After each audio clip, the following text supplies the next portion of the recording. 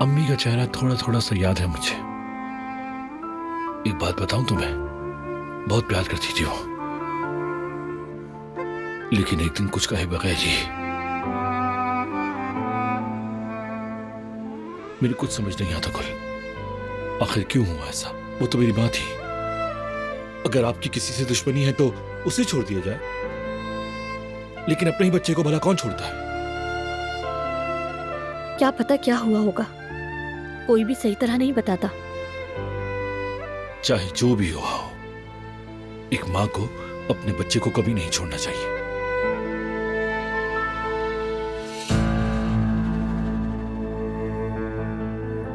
गुल, मुझे आज भी वो दिन अच्छी तरह याद है जब अम्मी जा रही थी और मैं छोटा बच्चा ये समझ रहा था कि वो बाजार जा रही है। मैंने उनसे इस बात पे जिद की कि अम्मी मैं भी चलूंगा आपके साथ बाजार। मुझे क्या पता था कि वो हमेशा के लिए जा रही है। छोटा सा बच्चा था ना मैं, कुछ अजीब सा लगा तो उनके पीछे दौड़ने लगा। दौड़ते दौड़ते गिर गया, मेरे घुटने छिल गए जिसकी वजह से मैं रोने लगा।